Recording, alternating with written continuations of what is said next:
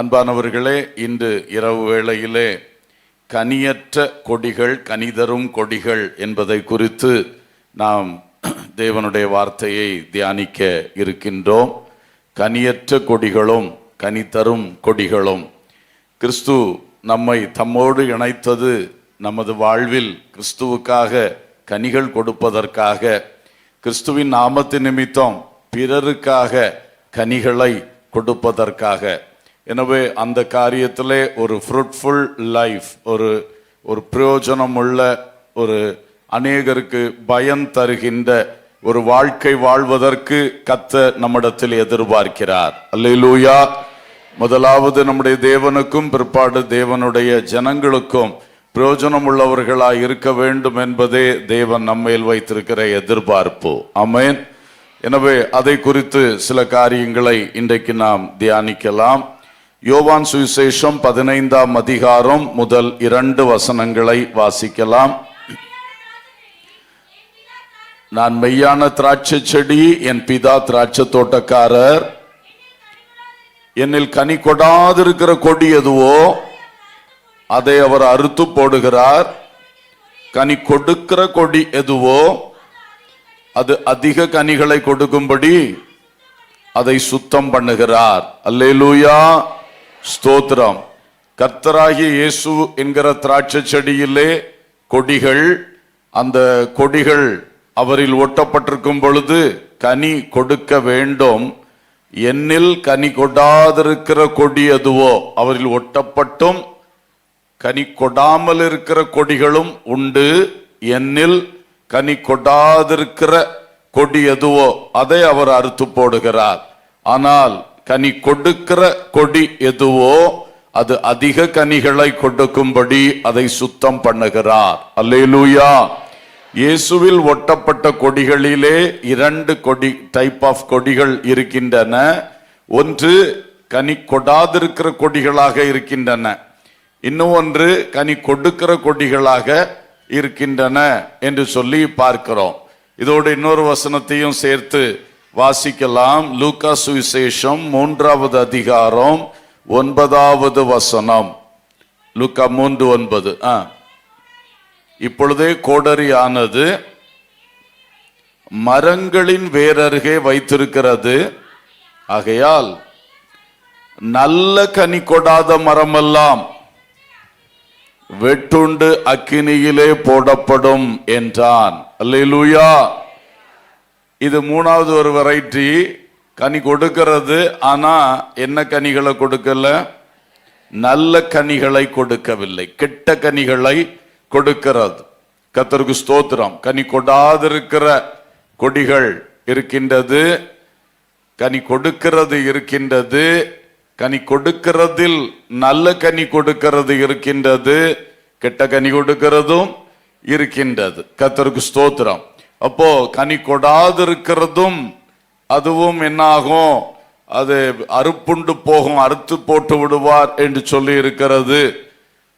கெட்ட கனிகளை கொடுக்கிறதும் வெட்டுண்டு அக்கினியிலே போடப்படும் என்று சொல்லி இருக்கிறது. அப்போ கட்டாயமாக கனி கொடுத்தாக வேண்டும் என்பதும், கட்டாயமாக நல்ல கனிகளை கொடுத்தாக வேண்டும் என்பதும் தான் நம்மிடத்திலே, சீஷர்களாகிய நம்மிடத்திலே எதிர்பார்க்கப்படுகிறது. அல்லேலூயா.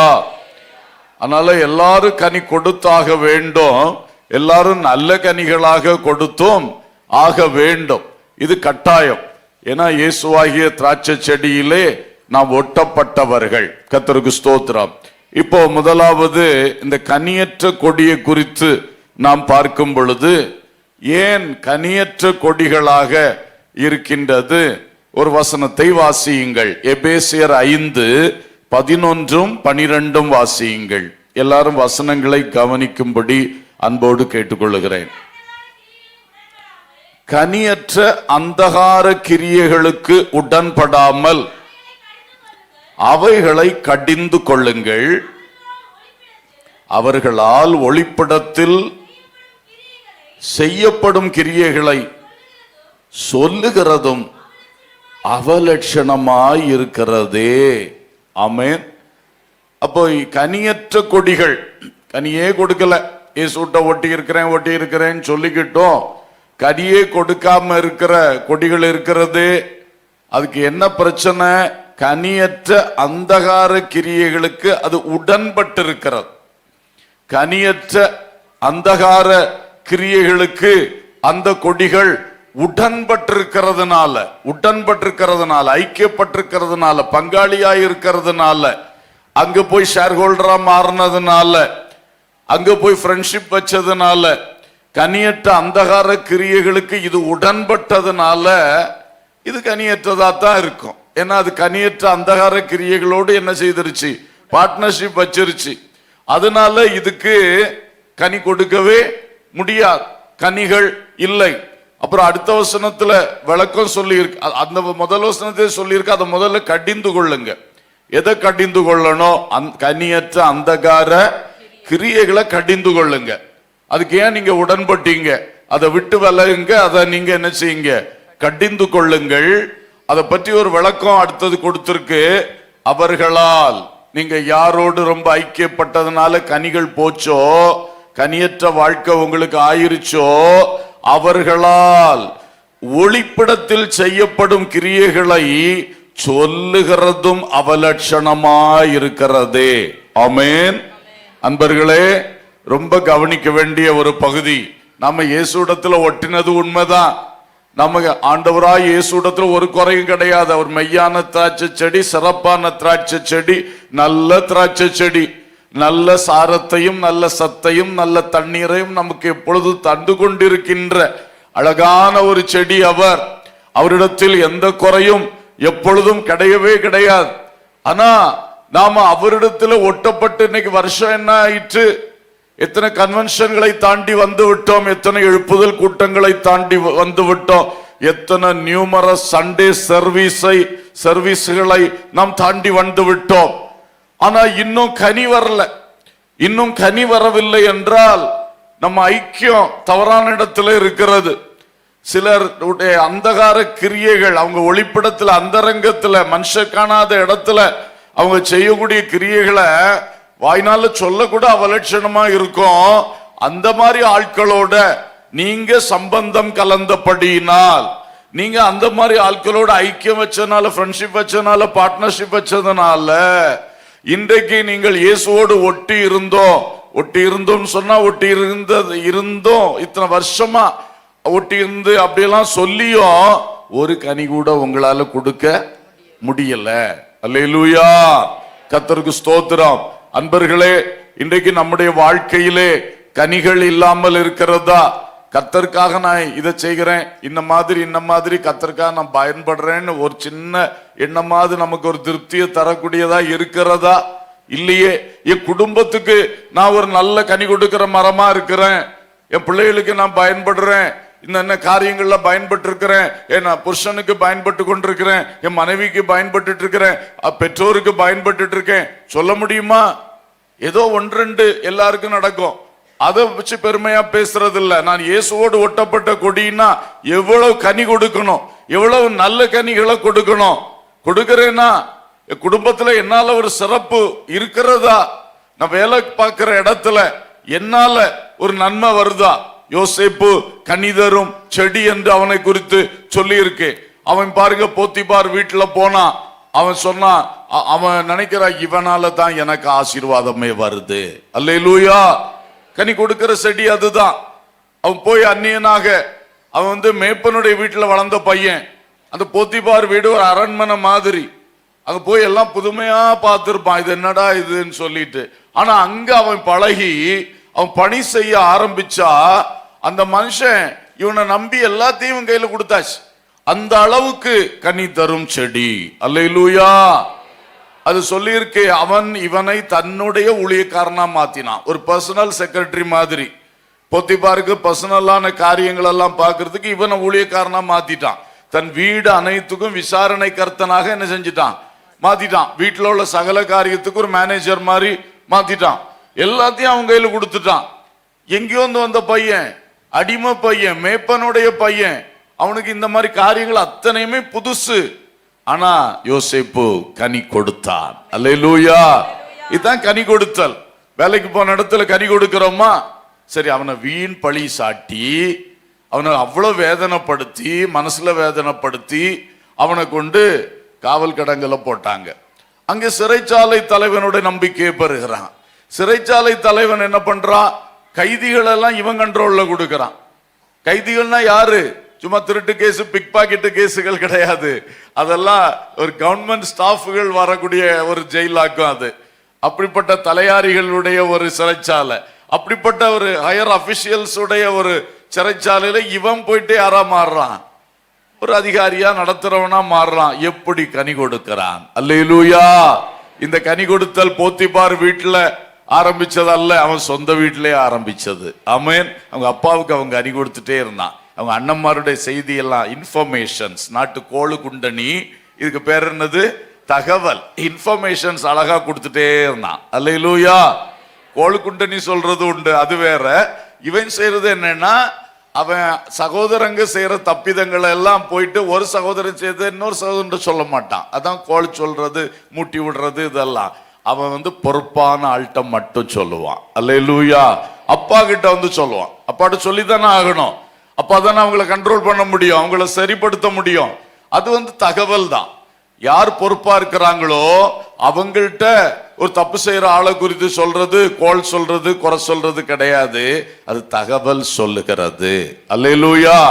அதே வேளையில சும்மா யார்ட்டையோ போய் மூன்றாம் நபர்கள்ட்ட சொல்றது, ஒண்ணுக்கு ஒண்ணு சொல்லி பிரச்சனை உண்டாக்கி விடுறது, கெட்ட பேரை உண்டாக்குறது, இது தவறு. ஆமென். அவன் அங்கிருந்தே பயன்பட ஆரம்பிச்சான். அவனை விரும்பாத சகோதரர்களுக்கு கூட அப்பா சொன்னாங்கன்ட்டு அந்த போஜன பொருட்கள் எல்லாம் எடுத்துட்டு தேடி போனான். ஆமென். போன இடத்துல அவங்களை காணாவிட்டால் கூட திரும்ப இடம் தேடி போய் 2வது மைல் யாத்திரை செய்தது போல அவன் போய் அவங்களுக்கு போய் அதை கொடுத்தான். அல்லேலூயா! கனி கொடுத்தான். வீட்டுல கனி கொடுத்தான், வேலை ஸ்தலத்துல கனி கொடுத்தான், அவன் சிக்கி கிடந்த ஜெயில கூட கனி கொடுத்தான். கடைசியில எகிப்து என்கிற பெரிய சாம்ராஜ்யத்துக்கே கனி கொடுத்து அதன் மூலம் இன்டர்நேஷனல் லெவல்ல எத்தனையோ தேசங்களுக்கு அவன் கனி கொடுக்கும்படி கர்த்தர் வைத்தார். அல்லேலூயா! இதுதான் ஒரு தேவ பிள்ளை இடத்துல கர்த்தர் எதிர்பார்க்கிறது.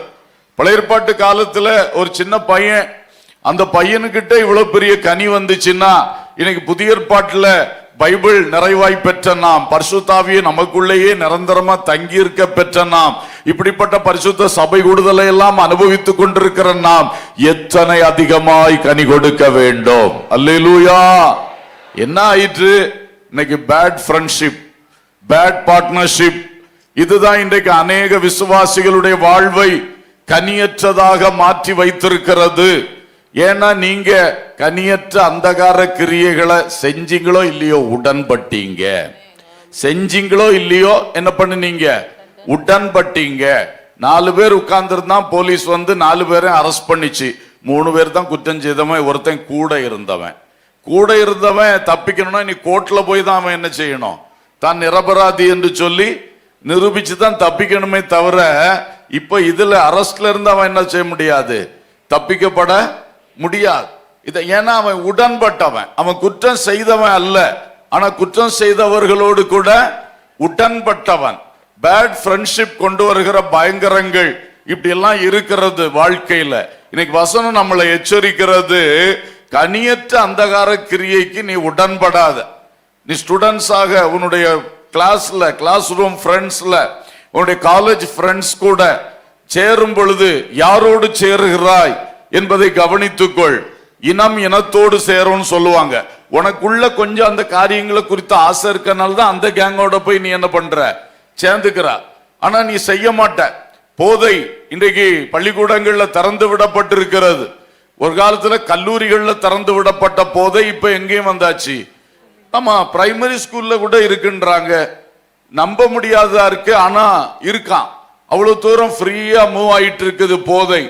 அப்போ தம்பி தங்கச்சி, போதைக்கு நீ ரொம்ப எச்சரிக்கையா இரு.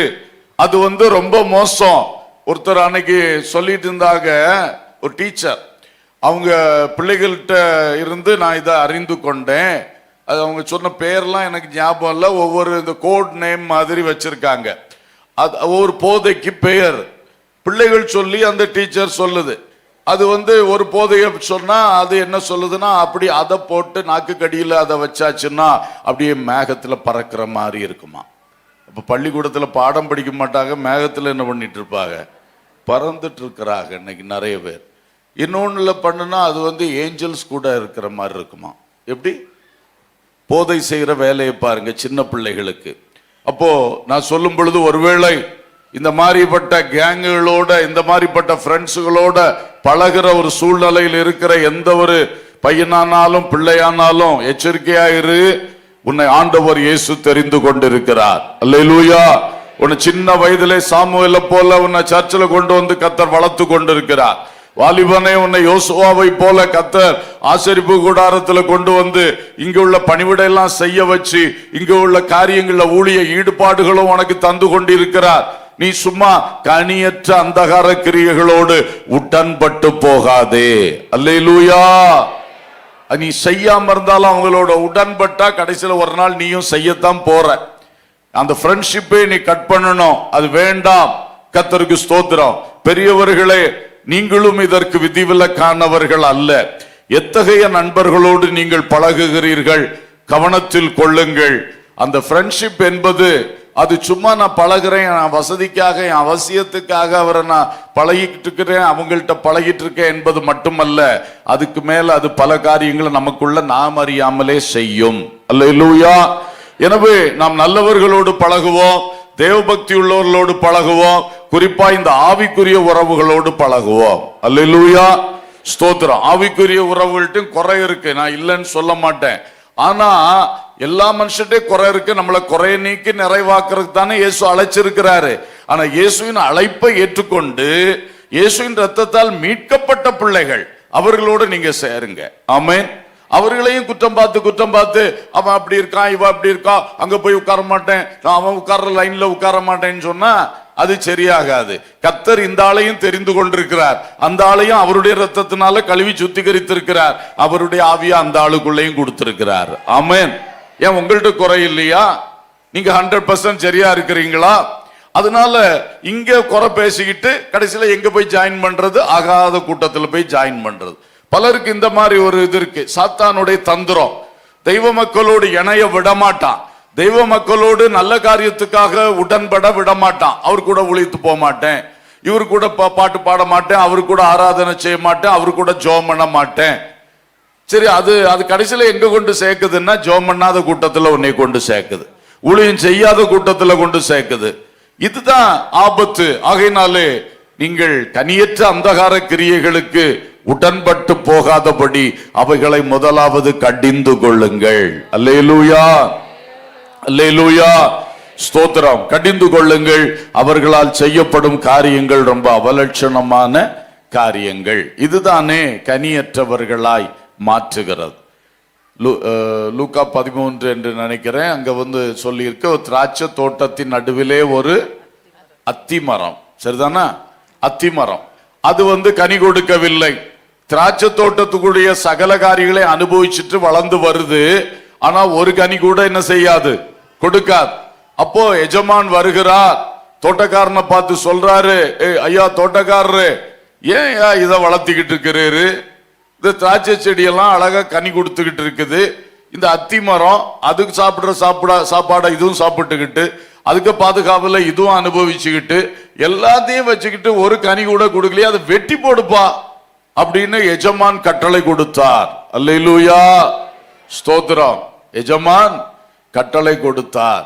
அப்ப கொடுத்த பொழுது இந்த தோட்டக்காரர் சொன்னார், ஐயா ஒரு வருஷம் கூட இருக்கட்டும் ஐயா, நான் கொஞ்சம் கூட வேலை செய்து பார்க்கிறேன், அப்படி செய்யலைன்னா நானே வெட்டி போட்டுருவேன். நீங்க அடுத்த விசிட் வர்றதுக்கு முன்னாடி நானே என்ன பண்ணிடுவேன், அதை வெட்டி போட்டுருவேன். அப்படி சொல்லி ஒரு கிரேஸ் பீரியட அந்த மனுஷன் வாங்கி கொடுத்தார் என்பதை நம்ம பார்க்கிறோம். இன்றைக்கு திராட்சை தோட்டமாகிய சபைக்குள்ளே அத்திமரம் போல நடப்பட்டிருக்கிற உங்களில் யார் இந்த நிலையில் இருந்து கொண்டிருக்கிறீர்கள்? இத்தனை வருஷமா இந்த சர்ச்சுக்கு வர்றீங்களே, இந்த சர்ச்சுக்கு நீங்க என்ன பண்ணினீங்க? சிம்பிளா கேட்கிறேன். கர்த்தருக்கு நீங்க என்ன பண்ணினீங்கன்னா என்னமோ யோசிச்சுட்டு இருப்பீங்க. இந்த சர்ச்சுக்கு வர்றீங்க, இது கர்த்தருடைய சரீரமாகிய சபையின் ஒரு பகுதி தானே இது. இந்த சர்ச்சுக்கு நீங்க என்ன செஞ்சீங்க? கர்த்தருடைய சரீரமாகிய சபையில ஒரு கையா கர்த்தர் கொண்டு உங்களை இணைச்சார், ஒரு காலா கர்த்தர் கொண்டு உங்களை இணைச்சார். இந்த கால் இந்த சரீரத்துக்கு என்ன உதவி செய்து? சுமக்குதா? இந்த கை இந்த சரீரத்துக்கு என்ன உதவி செய்து? ஏதாவது கிரியை செய்கிறதா? ஸ்தோத்திரம். கவனிங்க, அதிலே தெரிஞ்சு போகும். நம்ம சபைக்கு செய்யலைன்னா எப்படி கர்த்தருக்கு செய்ய போறோம்? கர்த்தருடைய சரீரத்துக்கு செய்யாதவர்கள் அப்புறம் டைரக்டா கர்த்தருக்கா போய் பணிவிட செய்வீங்க நீங்க. ஆகையினாலே இன்றைக்கு சிந்தியுங்கள். இந்த சர்ச் வளர்ச்சிக்காக, இந்த சர்ச்சில் வரக்கூடிய மக்களுக்காக, இந்த சர்ச்சை நடத்துகிற பாஸ்டருக்காக, இங்க நடைபெறுகிற பல்வேறு விதமான ஊழியங்களுக்காக, இந்த சபையுடைய மேல கர்த்தர் வைத்திருக்கிற ஒரு மாவட்ட ஊழியத்தை பொறுப்பே வச்சிருக்கிறார் உங்க சபையின் மேல. அல்லேலூயா. இதெல்லாம் கொஞ்சமாவது உணர்ந்தீங்களா? இதுல ஏதாவது ஒரு காரியத்தில் நீங்க கனி கொடுத்தீங்களா?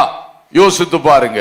இல்லை என்றால் நீங்களும் அந்த கனி தராத அத்திமரமாகத்தான் இன்றைக்கு இருந்து கொண்டிருக்கிறீர்கள் என்பதை புரிந்து கொள்ளுங்கள். அல்லேலூயா, அல்லேலூயா, ஸ்தோத்திரம். அப்ப நம்ம தீர்மானிக்கணும், இன்னையில இருந்து ஆண்டவரே நான் உமக்காக என்ன கனி கொடுக்கணும், உம்முடைய சபைக்காக நான் என்ன செய்யணும், இந்த சபையில் வருகிற மக்களுக்காக நான் என்ன செய்யணும். அதோடு நிறுத்தாமல் என் வீட்டுக்கா என்ன செய்யணும், என் குடும்பத்துக்கா என்ன செய்யணும், எல்லா லைன்லயும் வரட்டும். அல்லேலூயா. கனி வந்துருச்சுன்னா எல்லாருக்கும் பயன்படும். ஆமென்.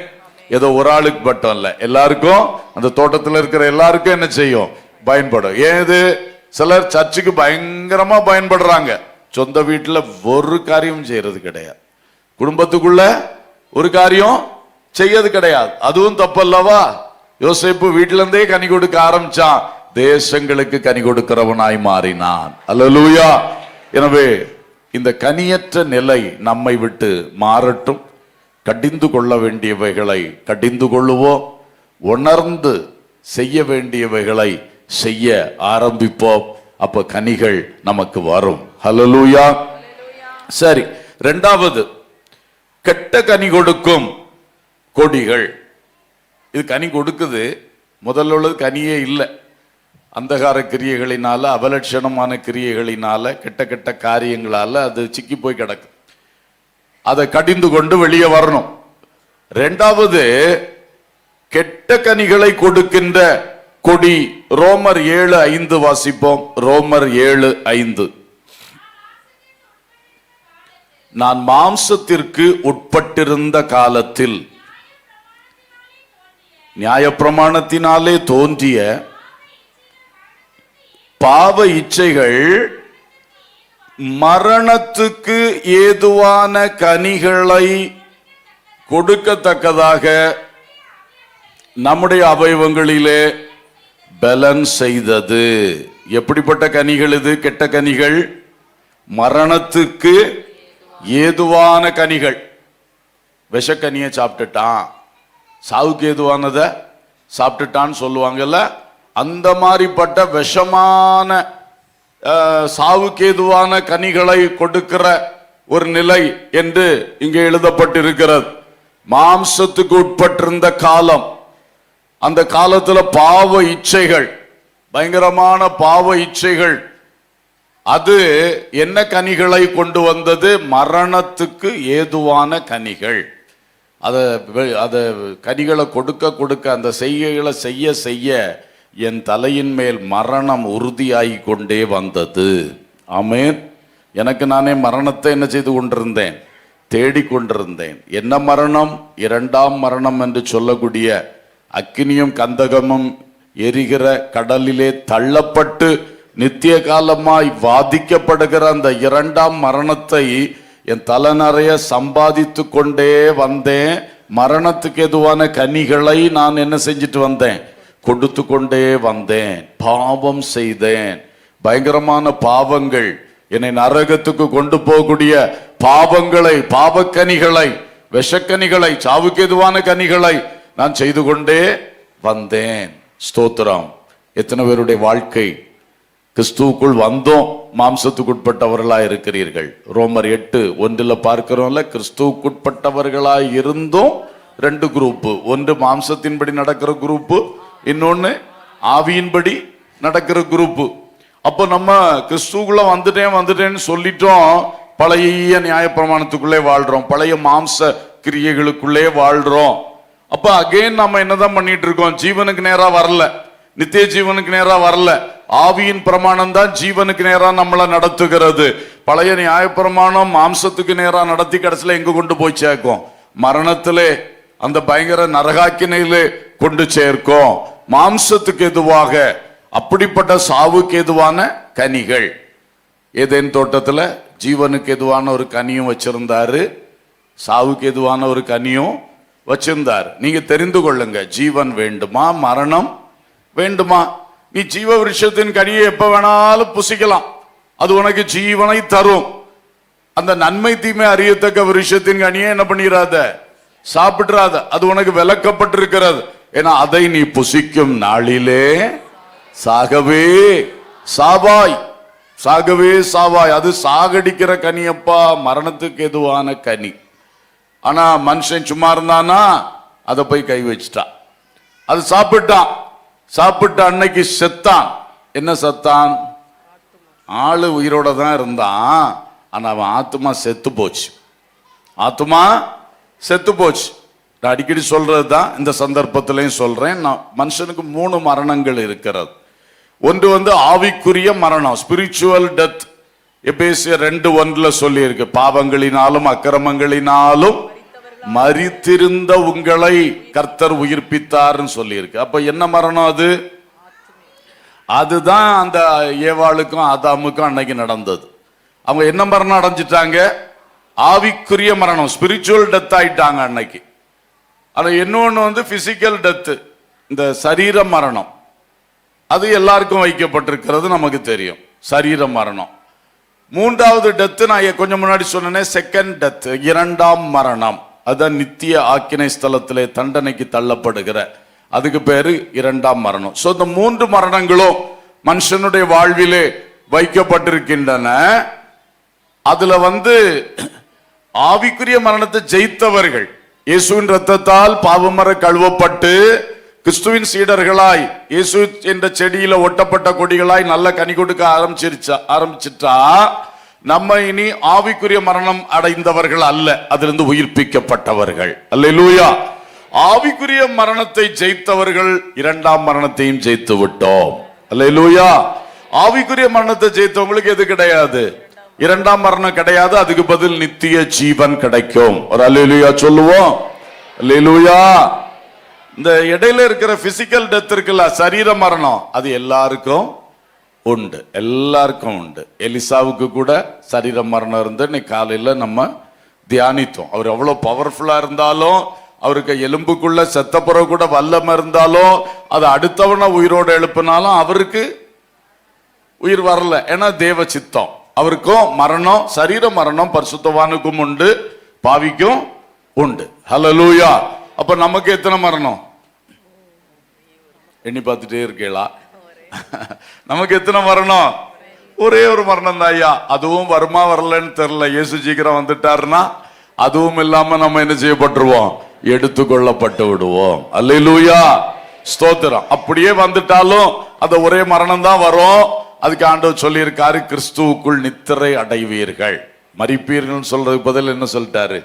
கிறிஸ்துவுக்குள் நித்திரை அடைவீர்கள். ஏன்னா எக்காலம் தொனிச்சோன்னா, அலாரம் அடிச்சோன்னா என்ன பண்ணுவீங்க? திரும்ப எழும்புவீங்க. அல்லேலூயா.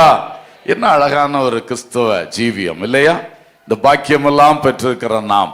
ஆகையினாலே நாம் கனி கொடுக்கணும். இந்த மாதிரிப்பட்ட மரணத்துக்கு எதுவான கனிகள் இனி நம்ம வாழ்க்கையிலேருந்து என்ன செய்திடக்கூடாது? வந்துடவே கூடாது. பாவத்துக்கு இடம் கொடுத்தா கண்டிப்பா எந்த கனி தான் வரும். ஆமா, எவ்வளவு பரிசுத்தத்தை பேசினாலும், எவ்வளவு வேஷத்தை காட்டினாலும், தேவ பக்தியின் வேஷம் தரித்து வாழ்ந்தாலும், அந்தரங்கத்திலே பாவத்துக்கு இடம் கொடுத்தா கனி எப்படிதான் வரும்? மரணத்துக்கு எதுவான கனி தான் வரும். அதை புசிக்காம தப்பி ஓடவே முடியாது. ஆமென். நீ மனுஷன் காணாம ஒளிப்படத்திலே கெட்ட விதையை விதைச்சேன்னா அது பப்ளிக்ல அது வளர்ந்துரும். வளர்ந்து ஒரு நாள் அது கெட்ட விதை கனிகளை என்ன செஞ்சிடும்? கொடுத்துரும். அப்ப நான் விதைக்கிறத கவனிக்கணுமே தவிர கண்டதையும் விதைச்சிட்டு அதுக்கு பிறகு அறுவடையில எல்லாம் சரியாகும்னு சொன்னா ஒண்ணுமே என்ன செய்யாது, நடக்காது.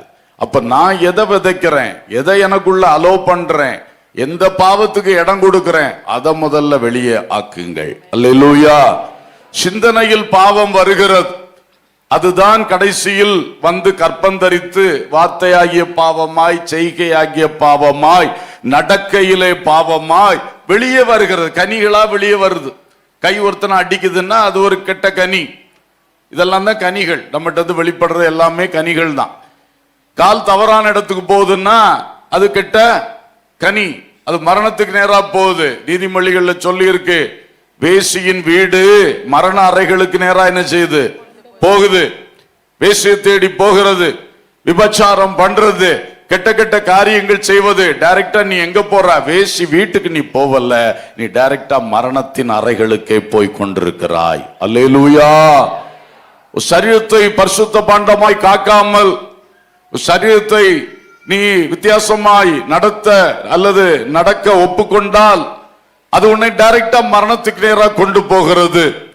இதே மாதிரி எந்த பாவமா இருந்தாலும் சரி, எந்த பாவமா இருந்தாலும் சரி, பாவங்கள் இன்றைக்கு நேரடியா மரணத்துக்கு எதுவான கனிகளை கொடுத்து கொண்டே இருக்கிறது. கர்த்தருக்கு ஸ்தோத்திரம். ஆகையினாலே இந்த கனிகளுக்கு நாம் விலகி இருக்க வேண்டும். இயேசுவின் இரத்தத்தால் கழுவப்பட வேண்டும். ஹல்லேலூயா. நம்ம எல்லாரும் இதுல வந்திருக்கிறதுல மேக்சிமம் இயேசுவின் இரத்தத்தால் கழுவப்பட்டவர்கள் தான் நினைக்கிறேன். ஆத்தும ரட்சிப்படைந்தவர்கள் எல்லாம் ஒரு அல்லேலூயா சொல்லுங்க. ஆமா, எல்லாம் பார்த்ததுல ரட்சிக்கப்பட்ட பிள்ளைகளாத்தான் தெரியுது. ஆனாலும் அந்த ரட்சிப்பை இழந்து போகாதபடிக்கு அந்த ரட்சிப்பு நிறைவேற நாம் பிரயாசப்படணும். அல்லேலூயா, ஸ்தோத்திரம். ரட்சிப்பு நிறைவேற பிரயாசப்படுங்கள்னு பைபிள் சொல்லுது. ஒரு நாள் கிடைச்சதுனால அது வந்து கேரண்டி ஆயிட்டு நீ எப்படி வாழ்ந்தாலும் நம்ம காப்பாற்றப்படுவோம் தப்பா நினைச்சிடாதீங்க. பைபிள் அதுக்கெல்லாம் எக்ஸாம்பிள் இருக்கு. எவ்வளவு வல்லமையான அபிஷேகத்தை பெற்ற சிம்சோன் இழந்து போனா, இயேசு கூட 3.5 வருஷம் நடந்த யூதாசு எங்க போய் சேர்ந்தான்? தவறான இடத்துக்கு போய் சேர்ந்தான். ஏன் அவன் அது காப்பாத்தல? அதனால நம்மளும் கவனமா இருக்கணும். இப்ப சில துருபதேசங்கள் இந்த மாதிரி ஓடிக்கிட்டு இருக்குது. ஒன் சேவ்ட் ஆல்வேஸ் சேவ்டுன்னு சொல்லிட்டு, ஆண்டவர் சேவ் பண்ணா சேவ்டு தான். ஆனா அந்த சல்வேஷனை காத்துக்கொள்ற ஒரு பாகத்தை நம்ம கையில என்ன செஞ்சிருக்காரு? தந்திருக்கிறாரு. அந்த பாகத்தையும் நம்ம புரிஞ்சுக்கிட்டு நம்முடைய ரட்சிப்பு நிறைவேற என்ன செய்யணுமா? பிரயாசப்படணுமா? ரட்சிப்பு பெற்றுக்கொள்வதற்கு என்ன சொல்லி இருக்கு? எந்த கிரியையும் செய்யாமல் பாவியை நீதிமான் ஆக்கிறவிடத்தில் விசுவாசம் தான் வைக்கணும். அந்த விசுவாசமே உன்னை யாரா மாத்துது? நீதிமானா மாற்றுது. அப்ப அதுல கிரியை செய்யக்கூடாதுங்கிறார். உன் பிரயாசமே இருக்கக்கூடாது, அது தேவையில்லை. இயேசு சிலுவையில பட்ட பிரயாசத்தினாலதான் நமக்கு ரட்சிப்பு வருகிறது. அல்லேலூயா. அந்த ரட்சிப்பை பெற்றுக்கொண்ட நாம இனி அந்த ரட்சிப்பை இயேசுவின் வருகையில தான் நமக்கு நிறைவேறும்.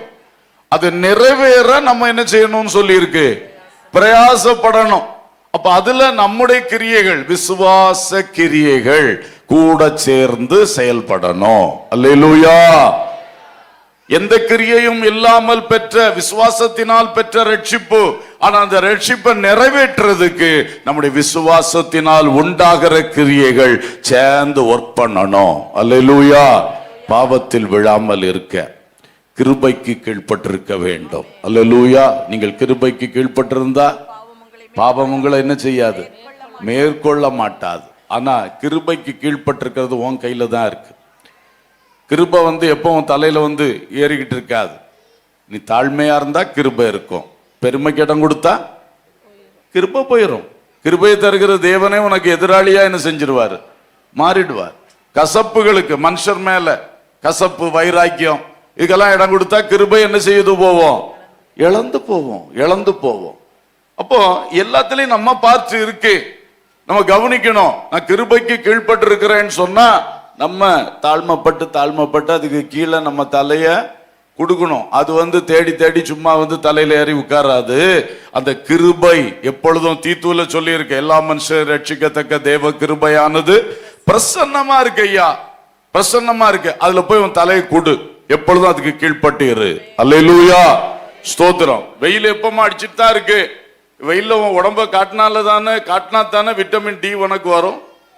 வரலன்னா, நீ காட்டலன்னா வெயில் அடிக்கத்தானே செய்யுது. டெய்லி காட்டாததுக்கு நீ தான் இழந்து போற.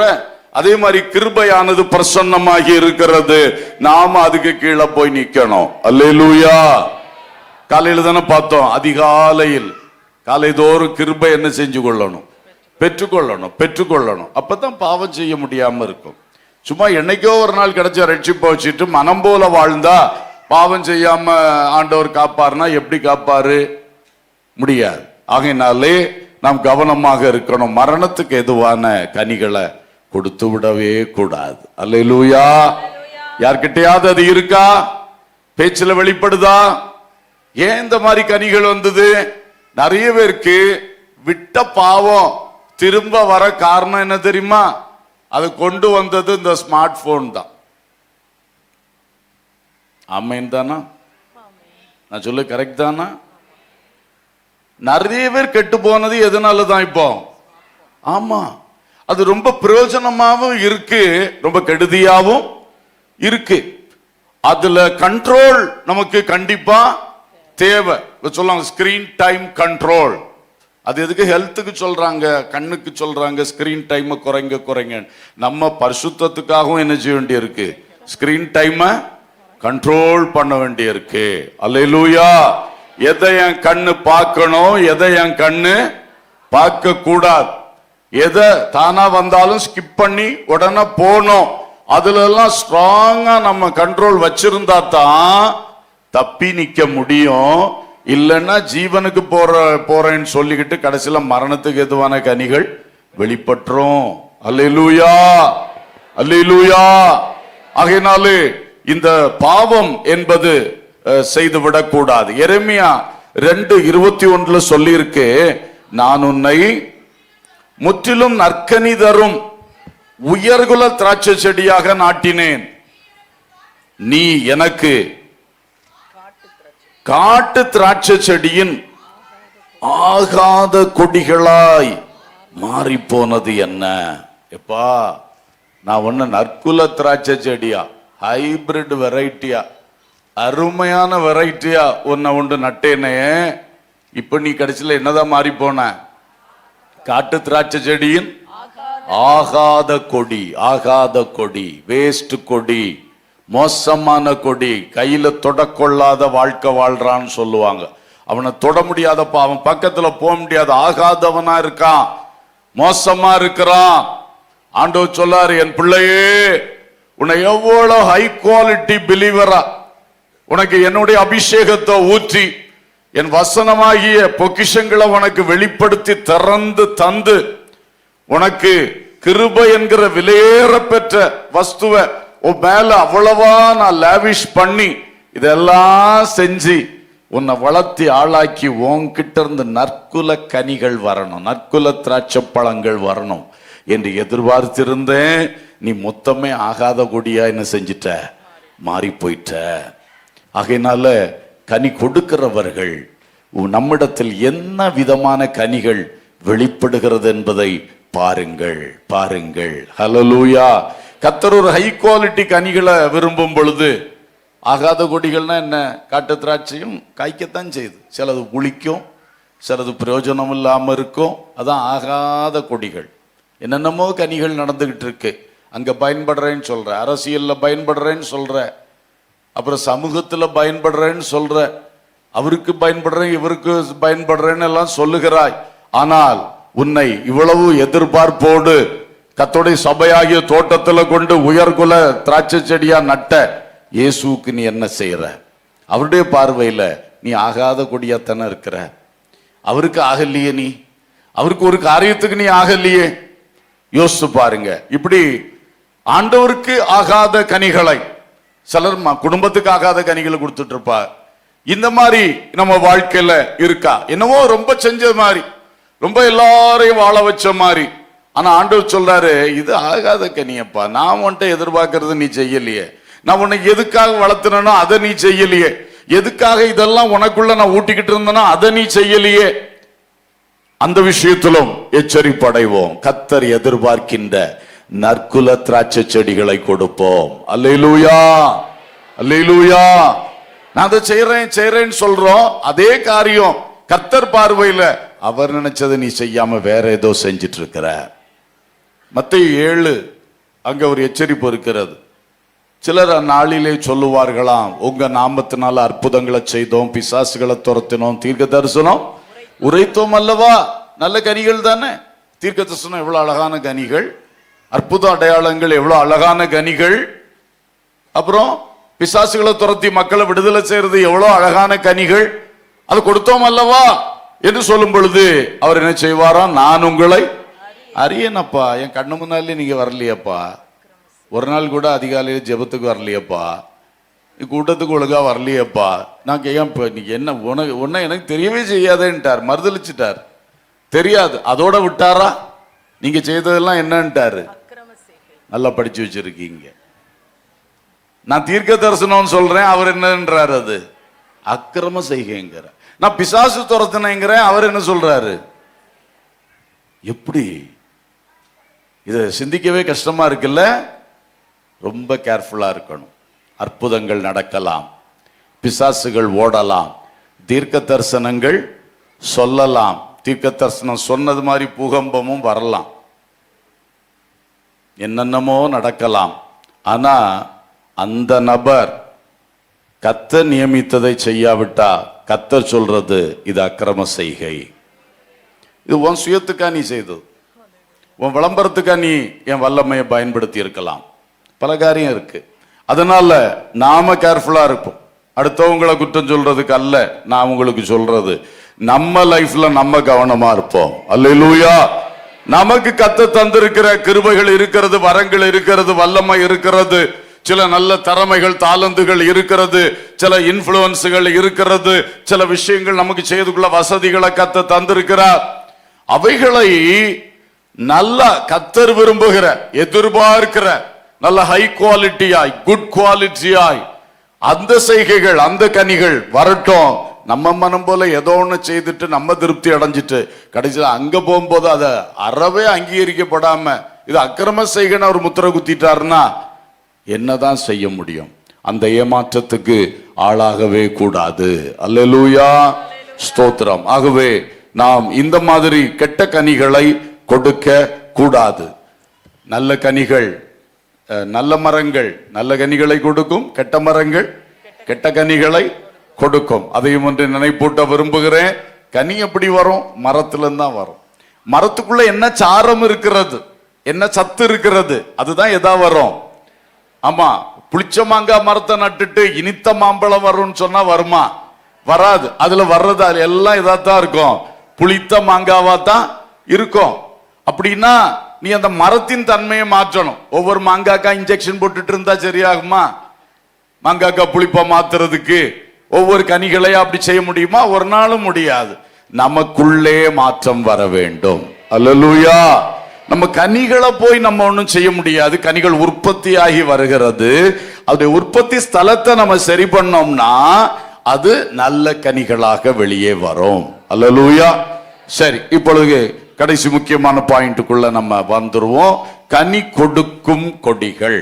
கனி கொடுக்கும், எச்சரிப்புகளை மறந்துடக்கூடாது. கனி கொடுக்கும் கொடிகள் இங்கே இருக்கிறீர்கள். கனி கொடுக்கும் கொடிகளே, இந்த யோவான் 15 சொல்லும் பொழுது கனி கொடுக்கும் கொடிகள், யோவான் 15:2-3 வாசிங்க. 2-3.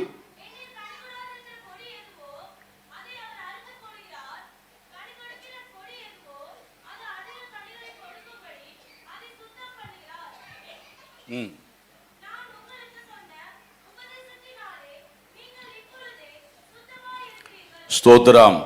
இப்போ கனி கொடுக்கிற கொடி, அது ஆண்டவருக்கு ரொம்ப சந்தோஷம். நீ கனி கொடுக்கிறாய். இப்போ உன்னை அதிக கனி கொடுக்கிறதா மாற்றுவேன். அல்லேலூயா. கனி கொடுக்கிற கொடியே மற்றதை வெட்டுண்டு போவான்லாம் சொன்னாரு. ஒன்னா என்ன பண்ற? I will start working on you. உன் மேல எனக்கு பெரிய நம்பிக்கை இருக்கு. நீ கனி கொடுக்கிறாய் மகனே, நீ கனி கொடுக்கிறாய் மகளே. அப்ப நான் உன்கிட்ட இன்னும் வேலை செய்ய ஆரம்பிக்க போறேன். எதுக்கு? உனக்கு அதிக கனிகளை நீ கொடுக்க வைக்கணும். அல்லேலூயா. கனி கொடுக்கிற தேவ பிள்ளையே, நீங்களும் திருப்தி அடைய முடியாது. ஆண்டவர் சொல்றாரு, நீ கனி கொடுக்கிறாய், நல்லது. ஆனா இனி நீ அடுத்த ஸ்டேஜுக்கு வரணும். இதுல இருந்து அடுத்த லெவலுக்கு நீ என்ன செய்யணும்? வரணும். அதிக கனிகளை கொடுக்கணும். அதுக்காக நான் உன்னை சுத்தம் பண்ணுகிறேன். என்ன வேலை செய்யறாரா? சுத்தம் பண்ணுகிறார், சுத்தம் பண்ணுகிறார். அடுத்த வசனத்தில் சொன்னார், நான் உங்களுக்கு சொன்ன உபதேசத்தினாலே நீங்கள் இப்பொழுதே யாரா இருக்கிறீங்க? சுத்தமா இருக்கிறீர்கள். அப்ப உபதேசத்தை தந்து தந்து என்ன பண்ணுவாராம்? சுத்தம் பண்ணுவார். சர்ச்சில் அவர் செய்கிற ஒரு வேலை, கனி கொடுக்கிற கொடிகளுக்கு ஆண்டவர் செய்கிற வேலை, உபதேசத்தை தந்து தந்து தந்து உங்களை இன்னும் சுத்திகரிச்சு உங்கள்ட்ட இருந்து அதிகமான கனிகளை என்ன செய்வாரு? வர வைப்பார். அல்லேலூயா. திராட்சை செடியை பற்றி ஒரு காரியத்தை நான் அறிந்து கொண்டேன்.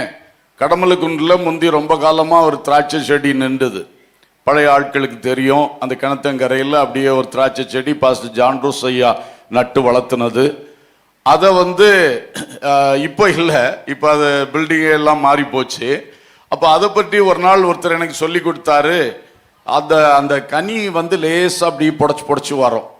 லேசாக வர ஆரம்பிச்சோன்னே ஒரு இலைக்கும் இன்னொரு இலைக்கும் இடையில அந்த இது இருக்குமே, அந்த பிரான்ச், அந்த கொடிகள் ஓடிக்கிட்டு இருக்குமே, அதை அப்படி தேய்ச்சி விடணுமா. அதில் சின்னதாக முள்ளு மாதிரி, முள்ளல்ல, அது ஒரு முடி மாதிரி அப்படி இருக்கும் ஒன்று. அதை அப்படியே தேய்க்கணுமா. அது தேய்ச்சி விட்டா அது சுத்தம் பண்றதுதான். சுத்தம் பண்ணா அதிக கனி புடச்சு வருமா. அல்லேலூயா.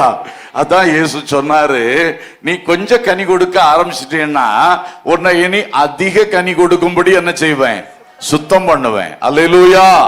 உபதேசம் பொதுவா நான் ஒண்ணு பார்த்திருக்கிறேன். அது இது கரெக்ட் தான் நினைக்கிறேன். சில சர்ச்சில் போனா அல்லது அந்த பாஸ்டருக்கு, அந்த சபை நடத்துகிற மேய்ப்பருக்கு அல்லது விசிட்டிங் பாஸ்டருக்கு ரொம்ப டீப்பான தாட்ஸ் எல்லாம் அந்த மேடையில வந்துகிட்டே இருக்கும். அவர் ப்ரிப்பேர் பண்ணதை விட சில சமயம் பார்த்தா அவர் சிந்தனையிலே வராததெல்லாம் வந்துகிட்டே இருக்கும். என்னன்னா அங்க இருக்கிற மக்கள் அப்படிப்பட்ட மக்களா இருக்காங்க, கனி கொடுக்கிறவங்களா இருக்காங்க. அவர்களை அடுத்த ஸ்டேஜுக்கு அவர் சுத்திகரிக்கிற உபதேசத்தை தருவார். அல்லேலூயா. சில இடத்துல போனா உள்ளதும் வராது. பாலபாடம் சொல்லுவாங்களே, A for apple, B for பனானான்னு சொல்லிட்டு இருப்பாங்கல்ல, அதுதான் வந்துகிட்டு இருக்கு. அதுக்கு மேல ஒண்ணு வரவே வராது. ஏன்னா அங்க இருக்கிற ஆட்கள், ஆமா, ஒரு பக்கம் பாஸ்டரை வச்சும் இருக்கு, இன்னொரு பக்கம் யாரை வச்சும் இருக்கு, எல்லாம் இருக்கு. அதுல ஒரு ஃபேக்டர் கண்டிப்பா அந்த ரிசீவிங் ஹார்ட்ஸ். எப்படிப்பட்ட ஹார்ட்ஸ், அதுக்கு தான் ஆண்டவர் வார்த்தையை கொடுப்பார். அப்ப யார எதை கொடுத்து சுத்திகரித்து எப்படி கொண்டு வரணும்? பாவத்தில் இருக்கிறவனுக்கு பிரசங்கம் எப்படிதான் போகும்? அதை சுத்திகரிக்கிற பிரசங்கமா தான் போகும், அதை அடிச்சு உடைக்கிற பிரசங்கமா தான் போகும். ஆனா பாவத்திலிருந்து விடுபட்டு கனி கொடுக்க ஆரம்பிச்சவங்களுக்கு பிரசங்கம் எப்படி இருக்கும்? அடுத்த லெவல்ல பரிசுத்த வாழ்க்கையில போறதுக்குள்ள அந்த சுத்திகரிப்புக்காக இருக்கும். அல்லேலூயா. அதனால தேவ மக்களே, நாம் அதிகமா கத்தருக்குள்ள கத்த தரக்கூடிய உபதேசத்தை வாங்கி நல்லா சுத்திகரிக்கப்பட்டு அப்புறம் அடுத்த லெவலுக்கு போகக்கூடிய லெவல்ல அடுத்த வாரம் நம்ம வரணும். இல்லைன்னா கழுவப்பட்ட பன்றி டெய்லி சுத்திகரிப்பு தான் நடக்கும். ஆனா ஒரு நாள் இது என்ன செய்யாது? சுத்தமா இருக்காது. திரும்பியும் பழைய லெவல்லே வரும். இங்க சுத்திகரிக்கப்பட்டு விடணும். பின்னும் 6 நாட்கள் போய் உலகத்துல சாக்கடையில உருண்டுகிட்டு திரும்பியும் நிக்கும். அப்படி இருந்தா எப்படி சபை வளரும்? எப்படி ஒவ்வொருத்தரும் கனி கொடுக்க முடியும்? அதனால கிடைக்கிறத நல்லா உள் வாங்கி நல்ல அனுபவம் ஆக்கி அதை உறுதிப்படுத்தி அடுத்த ஸ்டெப்புக்கு ஏற வேண்டும். ஹல்லேலூயா. நான் உங்களுக்கு கொடுத்த உபதேசத்தினால் நீங்கள் இப்பொழுது சுத்தமா இருக்கிறீங்க. நமக்கு பைபிள்ல தெரியும், ஆண்டவர் தம்முடைய வார்த்தையினால சுத்தமாக்குறார். தாமதை திருவசனத்தை கொண்டு தண்ணீர் முழுக்கினால் சுத்திகரித்து என்ன செய்கிறார்? பரிசுத்தமாக்குறார். வசனத்துல அடுத்ததுதான் உபதேசம். இதை கொண்டு சுத்திகரிக்கிறார். கொரிந்தியர்ல படிக்கிறோம், அவர் இயேசுவின் நாமத்தினாலும் பரிசுத்த ஆவியினாலும் நம்ம என்ன செய்தார்? கழுவினார்னு சொல்லி இருக்கு. அப்போ ஆண்டவர் வசனத்தினாலையும் நம்மளை சுத்திகரிச்சுட்டு இருக்காரு, அவருடைய நாமத்தினாலையும் நம்மளை என்ன பண்ணிட்டு இருக்காரு? சுத்திகரிச்சுட்டு இருக்கிறாரு. அடுத்தது பரிசுத்த ஆவியினாலையும் நம்மளை என்ன பண்றாரு? நல்ல இன்டர்னல் கிளென்சிங் நடக்குது. பரிசுத்த ஆவியானவர் தான் பெஸ்ட் ஸ்கேனர். அப்படியே ஸ்கேன் பண்ணி காட்டிடுவாரு. அதை நம்ம உடனே அறிக்கை செய்தா போதும், உள்ளுக்கே பயங்கர கிளீனிங், சுத்திகரிப்பு நடக்கும். அது மாதிரி எபிரேயர்ல சொல்லியிருக்கு, சிட்சைகளாலும் நம்மளை என்ன பண்றாரு? சுத்திகரிக்கிறார். சிலருக்கு சில வேளை ஒரு அடி கொடுத்தா தான் என்ன செய்வாங்க? திருந்துவாங்க. இந்த பிள்ளைக்கு எவ்வளோ சொல்லியாச்சு, எச்சரிப்பு கொடுத்தாச்சு, இந்த பிள்ளை கீழ்ப்படியில், அப்பாவுக்கு தெரியும் இந்த பிள்ளைக்கு இனி என்ன கொடுக்கணும்? ஒரு அடி கொடுக்கணும். அந்த அடி கொடுத்தா அப்புறம் திருந்திடும். அப்படித்தானே? ஒரு நாள் ஒரு குடிகாரர் நின்று பயங்கரமா ரோட்ல சத்தம் போட்டுட்டே இருக்கார். யாராலும் அடக்க முடியல. யார்கிட்ட போனாலும் அவங்கள பற்றி பேச ஆரம்பிச்சிருவார். ஒருத்தர் வந்தார், கன்னத்துல ஒண்ணு வச்சாரு பாருங்க, அதோட கப்சிப்பு போயிட்டாப்புல வீட்டுக்கு. அந்த ஆளுக்கு அதுதான் சுத்திகரிப்பு. மற்றவங்களுக்கெல்லாம் தெரியல, அந்த ஒரு ஆளுக்கு தான் தெரிஞ்சது, அதை செஞ்சாரு, எல்லாருக்குமே அமைதி ஆயிடுச்சு. இப்படித்தான் சிலருக்கு அடி வாங்கி தான் திருந்தோம், சிக்ஷிக்கப்பட்டு தான் கற்றுக்கொள்ளும். இதுலயும் சிக்ஷிக்கப்பட்டும் கற்றுக்கொள்ளாத ஆட்களும் இருக்கிறது. திரும்ப திரும்ப அதே பாடத்துல திரும்ப திரும்ப ஃபெயில் ஆகும், திரும்ப திரும்ப ஃபெயில் ஆகும். அதனால நம்ம வாழ்க்கையை கவனிப்போம். கர்த்தர் திருத்துகிறார். ஆரம்ப சுத்திகரிப்பு இயேசுவின் இரத்தத்தால். அல்லேலூயா. இயேசுவின் இரத்தம் சகல பாவங்களையும் நீக்கி நம்மை சுத்திகரிக்கிறது. அப்புறம் சுத்திகரிக்கப்பட்ட பிள்ளைகளுக்கு ஃபர்தரா சுத்திகரிப்பு தான் வசனத்தினாலே, ஆவியினாலே, அவருடைய நாமத்தினாலே. அடுத்தது இந்த சில வேளை எதனால, சிக்ஷைகளினாலும் கர்த்தர் நம்மை சுத்திகரிக்கிறார். சபை ஒரு சுத்திகரிப்பு ஸ்தலமாக்கும். அதனால பிரசங்கங்கள்லாம் அப்படி நிறைய வரும். என்ன புதுசா வந்தவங்க என்ன இந்த சபையில போனாலே நம்மளை போட்டு குற்றப்படுத்திட்டே இருக்காங்களே அப்படின்னு நினைக்க கூடாது. குற்றப்படுத்துறது எதற்கு? நம்ம இன்னும் இன்னும் சுத்திகரித்து மேன்மைக்கு நேராய் கொண்டு போவதற்கு. அல்லேலூயா. நல்ல சென்ஸ்ல நாம் அதை எடுத்துக்கொள்ள வேண்டியது அவசியம். அடுத்தது அதே யோவான் 15:5 வாசிங்க. 5 நானே திராட்சை செடி, நீங்கள் கொடிகள். ஒருவன் என்னிலும் நான் அவனிலும் நிலைத்திருந்தால் அவன் மிகுந்த கனிகளை கொடுப்பான். என்னை அல்லாமல் உங்களால் ஒன்றும் செய்ய கூடாது. 8 கூட வாசித்துருவோம். நீங்கள் மிகுந்த கனிகளை கொடுப்பதினால் என் பிதா மகிமைப்படுவார், எனக்கும் சீஷராய் இருப்பீர்கள். அல்லேலூயா. இப்ப அடுத்த ஒரு லெவல்ல சொல்றார், கனி கொடுக்கிறது, அதிக கனிகளை கொடுக்கிறது. இப்ப என்ன லெவல் இது? மிகுந்த கனிகளை கொடுக்கிறது, மிகுந்த கனிகளை கொடுக்கிறது. அல்லேலூயா. அதுக்கு என்ன செய்யணுமா? அவரோடு நிலைத்திருக்கணுமா. கிறிஸ்து நம்மிலும் நாம் கிறிஸ்துவிலும் எப்படி இருக்கணுமா? காலையில நம்ம அதை தியானிச்சோம். நிலைத்திருக்கிறவன் அதிக கனிகளை மட்டும் இல்ல, இனி மிகுந்த கனிகளையும் கொடுப்பான். அல்லேலூயா. கொஞ்ச காலம் சுத்திகரிக்கப்பட்டுட்டு அதிக கனிகளை கொடுத்துட்டு போயிடக்கூடாது. திரும்பவும் தொடர்ந்து காலமெல்லாம் அவரோடு நிலைத்திருந்து அவருடைய சுத்திகரிப்புக்கும் சரி, அவருடைய ஒவ்வொரு கிரியைகளுக்கும் நம்ம இடம் கொடுத்து அவரோடு நிலைத்திருந்தால் கண்டிப்பா நம்ம என்ன கொடுக்குவோம்? மிகுந்த கனிகள், மிகுந்த கனிகள். ஒரு மனிதனுடைய வாழ்க்கையை கொண்டு அவர் பெரிய பெரிய காரியங்களை செஞ்சிருவாரு. அல்லேலூயா. ஒரு மனுஷியுடைய வாழ்க்கையை வச்சு அநேகருக்கு கனி கொடுத்துருவாரு. அல்லேலூயா. அதெல்லாம் செய்ய அவர் ஆசைப்படுறாரு. அப்படிப்பட்ட விசேஷித்த திராட்சை செடியா, அது அப்படிப்பட்ட கனிகளை கொடுக்கக்கூடிய விசேஷித்த கொடிகளாய் உங்களையும் என்னையும் தெரிந்து கொண்டிருக்கிறார். அல்லேலூயா. ஒரு சின்ன அனுபவத்துல திருப்திப்பட்டு இருக்கவே கூடாது. நான்லாம் அப்படி இருந்தேன் இப்படி இருந்தேன்னு சொல்லக்கூடாது. இப்ப இனி எப்படி இருக்கணும் அதை பற்றி நாம் அதிகமா சிந்திக்கணும். அல்லேலூயா. நம்மிலே திருப்தி அடைஞ்சோன்னா அது ஸ்டாப் ஆயிடும். நம்ம ஃபுல் ஸ்டாப்பே வைக்க கூடாது. எல்லாத்துக்கும் கமா கமா போட்டு இன்னும் போயிட்டே இருக்கணும். அல்லேலூயா. நமக்கு இன்னும் இருக்கிறது. காலையில பார்த்தோம்ல, எலியா அவருக்கே ஃபுல் ஸ்டாப் வைக்கிறாரு. ஆனா எலிசா அப்படி வைக்கவே இல்லை, ஓடிக்கிட்டே இருந்தார். அல்லேலூயா. எனவே அன்பர்களே, சுத்திகரிப்பு கொஞ்ச நாள் நல்லா இருந்துட்டு பிறகு அந்த சுத்திகரிப்புக்கு இடம் கொடுக்காம கொஞ்சம் கொஞ்சமா மனசு கட்டிப்பட்டு கடின இருதயமாகி கடைசியில் அப்படியே அந்த இயேசுல நிலைத்திருக்காம போயிடக்கூடாது. அதனால எப்பொழுதும் மனத்தாழ்மையோடு உடைந்த உள்ளத்தோடு கர்த்தர் எப்ப வேணாலும் எது வேணாலும் செய்யுங்கப்பா, என்ன தாழ்த்துறேன்ப்பா. ஏதாவது நமக்கு நடந்துருச்சுன்னா உடனே டப்புன்னு ஏன் ஆண்டவரே இது நடந்து அந்த மாதிரி திங்க் பண்ணாதீங்க. அவர்கிட்ட கேள்வி கேட்கறதுக்கு உங்களுக்கு பெரிய துணிச்சல். ஏன் ஆண்டவரே இப்படி நடந்து, அப்படி இல்லை, ஏன் என்னப்பா நான் செய்யணும், அந்த மாதிரி அந்த சைடில் எடுத்துக்கிடணும். அதுதான் நல்ல ஒரு உடைந்த உள்ளம், ஒரு மெழுகு போன்ற உள்ளம், ஃப்ளெக்சிபிள் ஹார்ட். அது நல்ல இருதயம், கர்த்தருக்கு ரொம்ப பிடிக்கும். அதை இன்னும் அவர் அழகா உருவாக்க முடியும். கேள்வி கேட்கிறோம்னா இங்க ஒரு இது வந்துட்டுன்னு தானே அர்த்தம். கேட்கறது தப்பு கிடையாது. அப்பா ஏன்பா சொல்லித்தாங்கப்பா, அந்த தப்பு ஏன் நடந்துச்சு, என் குறைய சொல்லுங்க, அதெல்லாம் வேற. ஆனா அந்த ஒரு மாதிரி கொஸ்டினிங். ஏன்னா உள்ளத்துல நான் இவ்வளோ ஜோம் பண்ணிக்கிட்டு இருக்கேன், நான் இவ்வளோ ஏழைக்கு தான தர்மம் பண்ணிக்கிட்டு இருக்கேன், நான் சபையில் அப்படி நிற்கிறேன் இப்படி நிற்கிறேன், எனக்கு இப்படி நடக்கலாமா, ஏன் கர்த்தர் இப்படி செஞ்சாரு, உபவாச ஜெபத்துக்கு என்னைக்கா தவறுனேன்னா, இதெல்லாம் அந்த செல்ஃப் ரைச்சஸ்னஸ்ல, சுய நீதியில, நம்ம செய்யக்கூடிய கிரியைகளில் பலங்கொண்டு நிற்கிறது அது கர்த்தருக்கு பிரியம் அல்ல. அல்லேலூயா. நல்லா கனி கொடுக்கணும், நான் தான் கனி கொடுக்குறேன்னு நினைச்சிடக்கூடாது. புரியுதா? நானும் கனி கொடுக்குறேன், எல்லாரும் கனி கொடுக்குறாங்க, நான் இந்த கனியை கொடுப்பேன், அவர் இன்னொரு கனியை கொடுப்பார் இல்லையா? ஆளாளுக்கு ஆண்டவருக்கு பிரியமான கனிகளை கொடுத்துக்கொண்டே இருக்கிறோம்.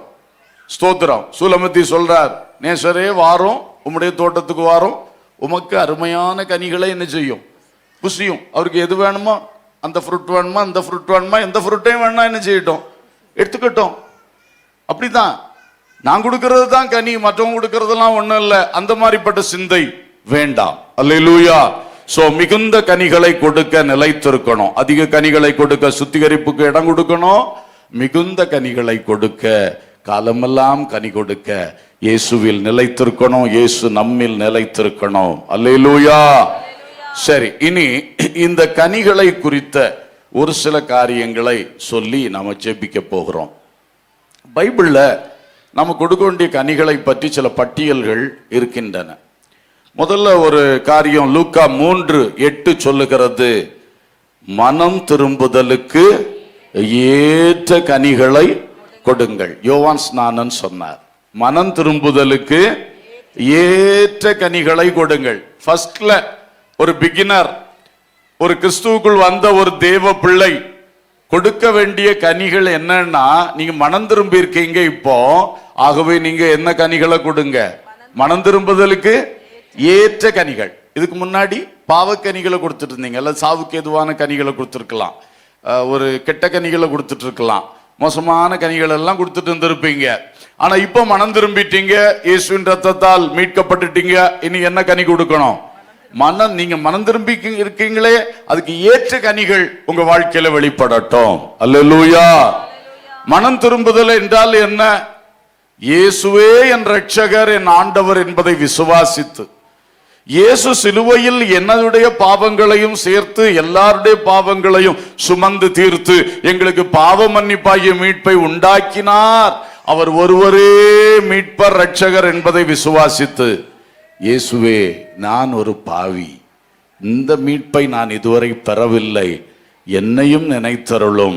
இப்பொழுது என் பாவங்களை, இதுவரைக்கும் நான் செய்த பாவம் எவ்வளவோ என் தலையில இருக்கு, என் முன்னோர்களிடத்திலிருந்து கற்றுக்கொண்ட பெற்றுக்கொண்ட பாவம் எல்லாம் சேர்ந்து என் தலையில இருக்கு, இயேசுவே எனக்கு மன்னியும் ஐயா என்று மனசுல இருந்து உள்ளத்திலிருந்து அந்த அதான் மனஸ்தாபத்தோட, ஐயோ வாழ்க்கை இப்படி ஆகி போச்சே, கெட்ட வாழ்க்கையா போச்சே, எனக்கே பிடிக்கலையே என் வாழ்க்கை, இவ்வளவு பாவமா, இவ்வளவு அக்கிரமா, அடுத்தவங்களுக்கு எவ்வளவு தீமை செஞ்சிருக்கேன், ஆண்டவருக்கு பிரியமில்லாத செஞ்சிருக்கேன், அறிந்தும் தப்பு செஞ்சிருக்கேன், அறியாம எத்தனையோ தப்பு பண்ணி இருக்கிறேன், இயேசுவே என்னை மன்னியும்.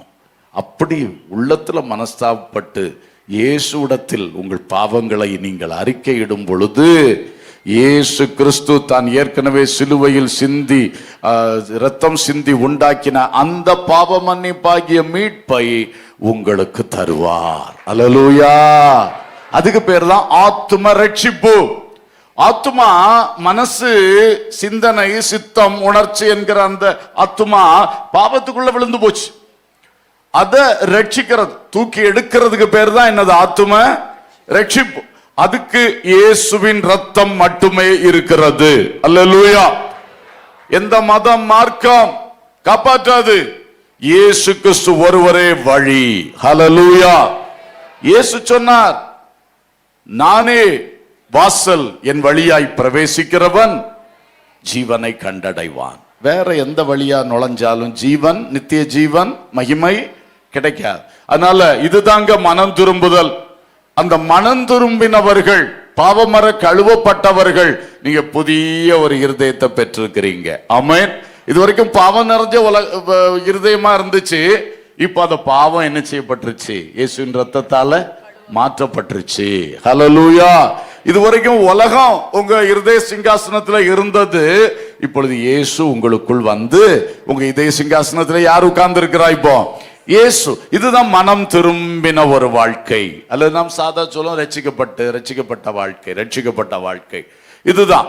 இது பெற்றவர்கள் இனி உங்க வாழ்க்கையில இதுக்கு முன்னாடி செய்த கிரியைகளை எதெல்லாம் தவறான கிரியைகளா இருந்தோ அதை இனி செய்யக்கூடாது. அந்த கனிகள் இனி வரக்கூடாது. மனம் திரும்புதலுக்கு ஏற்ற கனிகளை கொடுங்கள். யோவான் ஸ்நானனே சில எக்ஸாம்பிள்ஸ் சொல்றாரு பாருங்க, நானே வாசித்துறேன். 3ஆம் அதிகாரம் 10-11 வசனங்கள்ல ஜனங்கள் அவனை நோக்கி, அப்படியானால் நாங்கள் என்ன செய்ய வேண்டும்? மனம் திரும்புதலுக்கு ஏற்ற கனிகளை கொடுக்கணும் சொல்றீங்களா ஐயா? அப்படியானால் நாங்கள் என்ன செய்ய வேண்டும்? அவன் சொன்னா, 2 அங்கிகளை உடையவன் இல்லாதவனுக்கு கொடுக்க கடவன், ஆகாரத்தை உடையவனும் அப்படியே செய்ய கடவன். ஜனங்களுக்கு அவர் கொடுத்த ஒரு அட்வைஸ். நீங்க எப்படி மனம் திரும்புதலுக்கு ஏற்ற கனி கொடுக்கணும்னு கேட்டதுக்கு அவர் சொன்னது, நீங்க என்ன பண்ணுங்க, 2 ட்ரெஸ் இருந்தா என்ன பண்ணிடுங்க, 10 இருக்க என்ன செய்யணும் யோசிச்சுட்டு இருக்கீங்களா? 2 இருந்தா 1 என்ன செஞ்சிருங்க, கொடுத்துருங்க. ஆகாரத்தையும் அப்படியே. இதுக்கு பேசிக் என்ன? உன் சுயம் உடைய வேண்டும். அல்லேலூயா. அதானே இதனுடைய உட்கருத்து. சுயம் அது இயேசுவுக்கு பிடிக்கவே செய்யாது. எனக்கு எனக்கு என் பிள்ளைக்கு, என் குடும்பத்துக்கு, எனக்கு எனக்கு எனக்கு எனக்கு இன்னைக்கு, எனக்கு நாளைக்கு, எனக்கு நாளை கழிச்சுக்கு எல்லாம் இருக்குதான். எனக்கு எனக்கு எனக்கு சிலருக்கு ஜெபமே அப்படித்தான் இருக்கும். எனக்காக ஜெபிக்கிறேன், மனைவிக்காக ஜெபிக்கிறேன், பிள்ளைகளுக்காக ஜெபிக்கிறேன், பேர பிள்ளைகளுக்காக ஜெபிக்கிறேன், அந்த பிள்ளைக்கா ஜெபிக்கிறேன், எல்லாம் ஜெபிச்சு கடைசியில பாவிகளுக்கா நிச்சயமாட்டாவ ஒரு ஜெபம் கூட பண்றது கிடையாது. எல்லாத்துலயும் சுயநலம். ஃபர்ஸ்ட் மனம் திரும்புதலுக்கு ஏற்ற கனியை உன் சுயம் என்ன செய்யணும்? உடையணும், பிறருக்கு கொடுக்க. அந்த ஷேரிங் உனக்கு வரட்டப்பா என்று சொன்னார். அடுத்தது 12-13 வசனங்கள்ல ஆயக்காரர்கள், டாக்ஸ் ஆபீசர்ஸ், அவங்க ஞானஸ்நானம் பெறும்படி வந்தார்கள். அவங்க கேட்டாங்க, போதகரே நாங்கள் என்ன செய்ய வேண்டும்? அவங்களுக்கு அவர் சொன்னது, உங்களுக்கு கட்டளையிட்டிருக்கிறதற்கு அதிகமாய் ஒன்றும் வாங்காதிருங்கள். 10% டாக்ஸ் கலெக்ட் பண்ணணும்னு சொன்னா நீ ஏன் 12% வாங்குற? 2% உன் பாக்கெட்ல போகுது. நீ உனக்கு கட்டளையிடப்பட்டிருக்கிறது அதிகமா என்ன பண்ணாத, வாங்காதையா. உனக்கு எது உன்னுடைய கவர்மெண்ட் என்ன சொல்லி இருக்கு அது கரெக்டா பண்ணு. லஞ்சம் வாங்காத, கைக்கூலி வாங்காத, கமிஷன் வாங்காத. அதான் உனக்கு மனம் திரும்புதலுக்கு ஏற்ற கனி. அல்லேலூயா. வேலை பார்க்கிறவங்க சிந்திங்க, கரெக்டா இருப்பீங்கன்னு கர்த்தருக்குள்ள நம்புகிறேன். அல்லேலூயா. இது பேசிக் கனிகளாக்கும். அப்ப மனம் திரும்புதலுக்கு ஏற்ற கனிகள், மனம் திரும்புதலுக்கு ஏற்ற கனிகள். அடுத்தது யார் வந்தா? போர்ச்சேவகர். 14ஆம் வசனத்துல போர்ச்சேவகரும் அவனை நோக்கி நாங்கள் என்ன செய்ய வேண்டும் என்று கேட்டார்கள். போர்ச்சேவர்னா யாரு? இந்த கால போலீஸ் டிபார்ட்மெண்ட்டும் மிலிட்ரியும் எல்லாம் அன்னைக்கு யார் தான்? போர்ச்சேவகர்கள், இன்டர்னல் அண்ட் எக்ஸ்டர்னல் போர்சஸ். அவங்க தான். அவங்களுக்கு சொன்னாரு, நீங்கள் ஒருவருக்கும் இடுக்கண் செய்யக்கூடாது, பொய்யாய் குற்றஞ்சாட்டக்கூடாது, உங்கள் சம்பளமே போதும் என்று இருங்கள். நல்ல பிராக்டிக்கல் கவுன்சிலர் யோவான் ஸ்நானன் எவ்வளவு அழகாக சொல்லி கொடுக்கிறார் பாருங்க. நீங்க ஒருத்தருங்க என்ன பண்ணாதீங்க, இடுக்கண் செய்யாதீங்க. சும்மா லத்தி எடுத்து சுத்தாதப்பா. நீங்க அப்படித்தான் நடக்கும். பாவப்பட்டவன் தாத்தா பாட்டி ஒரு பழக்கடையை வச்சு ரோட்டில் இருப்பாங்க, அவையில போட்டு அடிக்கிறது. பெரிய திருடன் செல்யூட் வாங்கிட்டு போயிட்டே இருப்பான். ஆனா இதானே நடக்குது. அவர் அழகா சொல்லி கொடுத்தா, ஒருத்தனுக்கு என்ன பண்ணாத, உன் கையில அதிகாரம் இருக்குன்ட்டு நீ யாருக்கும் என்ன பண்ணாத, இடுக்கன் பண்ணாத, துன்பம் செய்யாத, தொல்லை கொடுக்காத, பொய்யாய் குற்றம் சாட்டாத. சும்மா இருக்கிறவனை பிடிச்சி எப்படியாவது 10 கேஸ் பதிஞ்சாகணும், மார்ச் 31ஆம் தேதி ஆக போகுது, அதுக்கு முன்னாடி இத்தனை கேஸாவது இது பண்ணுன்னு சொல்லி எல்லாரையும் பிடிச்சி புக் பண்ணாத. யாராவது போலீஸ் ஆபீசர் இருந்தா தயவு சேர்த்திருந்துங்க. கர்த்தருக்கு ஸ்தோத்திரம். சிலர் எல்லாரும் அப்படி செய்யறது இல்லை. ஆனா செய்யறவங்க கண்டிப்பா என்ன செய்யணும், மனம் திரும்பணும், பொய்யாய் குற்றம் சாட்டக்கூடாது. அடுத்து உங்கள் சம்பளமே போதும் என்று இருங்கள். அந்த காலத்திலே இதானா? யோவான் காலத்திலே இதான் வேலை போல இருக்கு. இன்னைக்கு வரைக்கும் நிறுத்த முடியல. சம்பளம் போதுமானதாக அவங்க மனசுக்கு தெரியவே இல்லை. ஸ்தோத்திரம். அதுக்கு மேல விளக்க வேண்டாம். அப்போ அவரவர் செய்யற கிரியைகள்ல மனம் திரும்பின பிறகு என்ன வரணும்? மாற்றம் வரணும். எந்த தப்பு செஞ்சுட்டு இருந்தோமோ அது அடுத்தது பப்ளிக்லேயே தெரியுது இல்லை. இது வரைக்கும் லஞ்சம் வாங்கின ஒரு ஆஃபீஸர் நாளையிலேருந்து லஞ்சம் வாங்கலைன்னா எல்லாருக்கும் அது இது அப்பட்டமா தெரியும். அவங்க டிபார்ட்மெண்ட்ல எல்லாருக்கும் தெரியும். ஏன்னா அவங்க மாமூல் போகாது, அவங்களுக்கு தெரியும். அப்ப அவருக்கு அங்கிருந்து தொல்லை வரும், எல்லாத்தையும் தாங்கி நிக்கணும். அல்லேலூயா. சரி, மனம் திரும்புதலுக்கு கேட்ட கனிகளை கொடுக்க வேண்டும். இரண்டாவது நீதியின் கனிகள் அப்படின்னு ஒன்ன சொல்லி இருக்கிறது. பிலிப்பியர் 1ஆம் அதிகாரம் 10-11 வாசிப்போம். தேவனுக்கு மகிமையும் துதியும் உண்டாகும்படி இயேசு கிறிஸ்துவினால் வருகிற நீதியின் கனிகளால் நிறைந்தவர்களாகி நீங்கள் கிறிஸ்துவின் நாளுக்கென்று துப்புரவானவர்களும் இடரற்றவர்களுமாய் இருக்கவும் வேண்டும் வேண்டுதல் செய்கிறேன். அல்லேலூயா. இப்போ சொல்றாரு, மனம் திரும்பினவர்கள் மனம் திரும்புதல் கேட்ட கனியை கொடுங்க. அதோடு சேர்த்து அடுத்த ஸ்டெப்புக்கு வாங்க, நீதியின் கனிகளை கொடுங்க. இயேசு கிறிஸ்துவினால் வருகிற நீதியின் கனிகளால் நிறைந்திருங்க. என்ன இயேசு கிறிஸ்துவினால் வருகிற நீதியின் கனிகள்? இயேசு கிறிஸ்து ஞானஸ்நானம் பெறும்படி யோவான் ஸ்நானத்துல வந்தார். அப்ப யோவான் ஸ்நானம் தடுத்தார். அப்ப சொன்னார், இப்பொழுது இடம் கொடு, இப்படி எல்லா நீதியையும் நிறைவேற்றுவது நமக்கு ஏற்றதா இருக்குப்பா. நான் நீதியின் கனி கொடுக்கும்படி வந்திருக்கிறேன். எல்லா நீதியும் நான் என்ன செய்யணும்? நிறைவேற்றணும். அதுக்கு தான் இப்ப ஞானஸ்நானம் என்கிற நீதியை நிறைவேற்றும்படி நான் வந்திருக்கிறேன். இடம் கொடு, ஞானஸ்நானம் கொடு என்று சொன்னார். ஹல்லேலூயா. நீதியின் கனிகள்னா ஷார்ட்டா சொன்னா இயேசு கிறிஸ்துவினால் வருகிற நீதியின் கனி. இயேசு புதிய பிரமாணத்தை நமக்கு தந்தார், புதிய உடன்படிக்கையை தந்தார். பழைய உடன்படிக்கை முடிஞ்சு போச்சு, பழைய பிரமாணம் முடிஞ்சு போச்சு, பழைய ஏற்பாடு அதனுடைய காரியங்கள் முடிஞ்சு போச்சு. இப்ப என்னது? புதிய ஏற்பாட்டை அவர் ஏற்படுத்தி நமக்கு தந்திருக்கிறார். அதுல என்ன செய்யணும்னு பேதுருட்ட மக்கள் கேட்ட பொழுது அவன் சொன்னா, நீங்க முதல்ல மனம் திரும்புங்கள், இரண்டாவது ஞான ஸ்நானம் பெறுங்கள், மூன்றாவது பரிசுத்தாவியின் வரத்தை பெறுங்கள், நான்காவது விட்டு விலக வேண்டியதை விட்டு விலகி உங்களை என்ன பண்ணிக்கொள்ளுங்க? ரட்சித்துக் கொள்ளுங்கள். இதுதாங்க நீதியின் கனிகள். அல்லேலூயா. இயேசு கிறிஸ்துவினால் வருகிற நீதியின் கனி, இத கனிகளை கொடுக்கணும். இதெல்லாம் நாம செய்ய வேண்டிய, உடனடி செய்ய வேண்டிய விஷயங்கள். மனம் திரும்பினவர்கள் ஞானஸ்நானம் பெற வேண்டும். தேவனுடைய நீதியை நீங்க நிறைவேற்றணும், அல்லது அந்த நீதியின் கனிகளை நீங்க கொடுக்கணும். அல்லேலூயா. இந்த கூட்டத்தில் எத்தனை பேர் ஞானஸ்நானம் பெற்றிருக்கிறீர்கள்? ஒரு அல்லேலூயா சொல்லுங்க. யாராவது இதுவரைக்கும் ஞானஸ்நானம் பெற்றுக்கொள்ளலன்னா கண்டிப்பா பெற்றுக்கொள்ளணும். அது உங்களுக்கு ஆப்ஷனல் விஷயம் அல்ல. விரும்பினா எடுக்கிறதும் விரும்பாட்டா எடுக்காம இருக்கிறதும், என்னைக்கு விருப்பம் வருதோ அன்னைக்கு எடுக்கிறதும் இல்ல.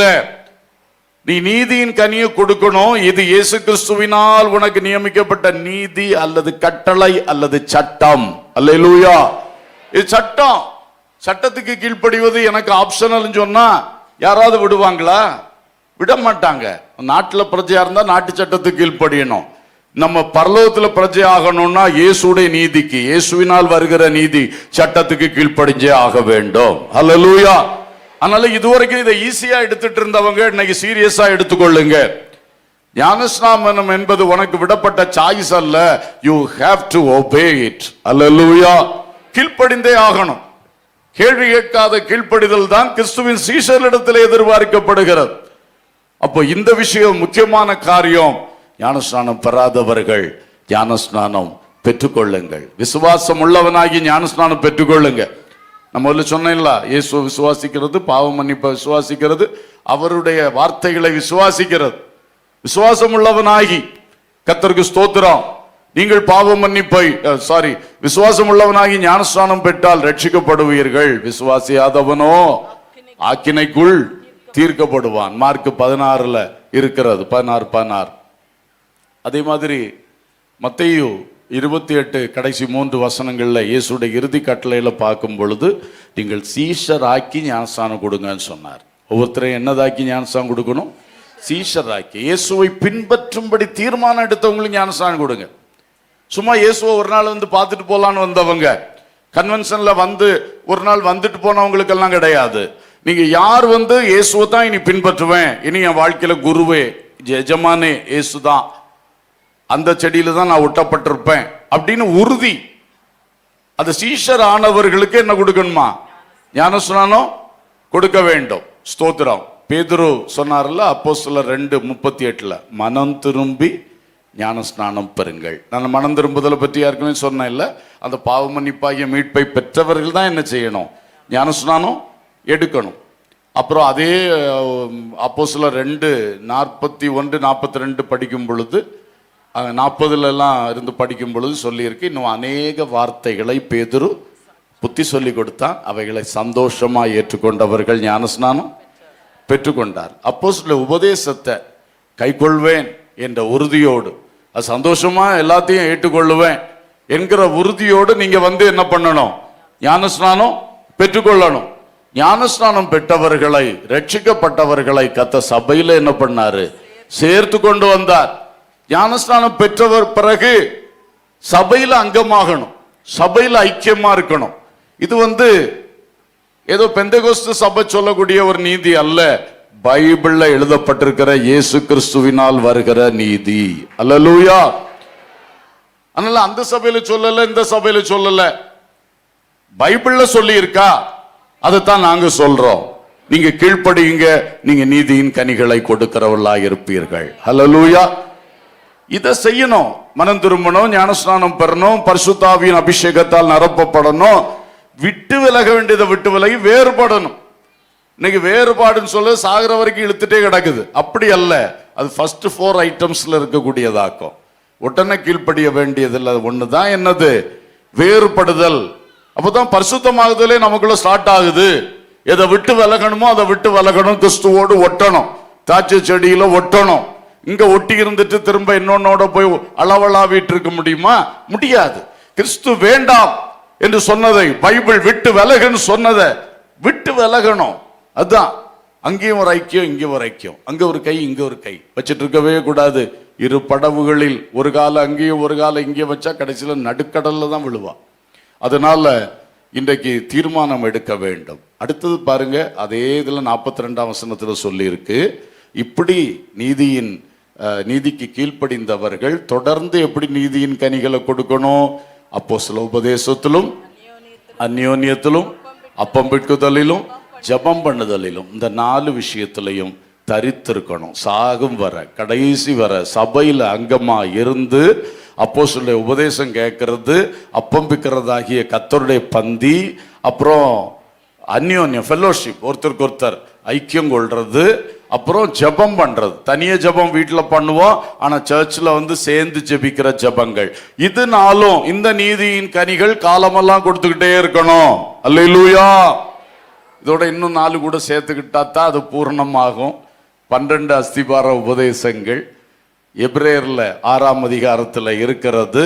அதையும் சேர்த்துக்கிட்டோம்னா அதுல வந்து 4 காரியத்தை அடிப்படையா அறிந்திருக்க வேண்டும். அது அஸ்திபாரம்னு சொல்லுது. என்ன அஸ்திபாரம்? தேவன் மேல் வைக்கும் விசுவாசம். அதை பற்றி நல்லா என்ன பண்ணி இருக்கணுமா? நம்ம அறிஞ்சிருக்கணும், அறிஞ்சு விசுவாசிக்கணும்.